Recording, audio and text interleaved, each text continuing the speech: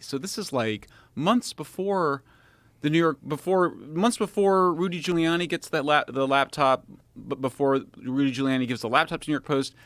Why in the hell is Aspen Institute holding a tabletop exercise to pre-bunk?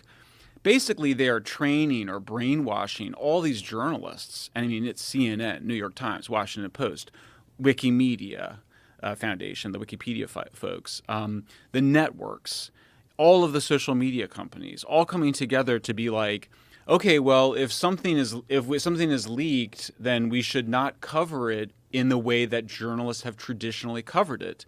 Meanwhile, Stanford University, a few months earlier, had put out a report saying reporters should no longer follow the Pentagon Papers principle. Well, the Pentagon Papers, of course, is this famous episode. It was Steven Spielberg made a whole movie about it, where the Washington Post and New York Times published these internal Pentagon documents showing that the U.S. government was losing the war in Vietnam, right? This is Daniel Ellsberg, and he just releases it. He steals these documents. He breaks the law, steals these documents, gives them to the newspapers. The newspapers publish them.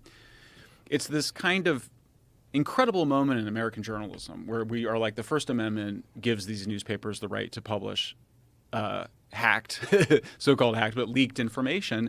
And here you have Stanford University, Aspen Institute saying, oh, no.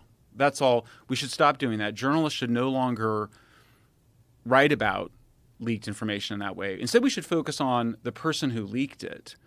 So it really sent chills up my spine. It was the creepiest thing I'd ever seen. And this is, of course, you got to remember, Aspen Institute is funded by the U.S. government. Yeah.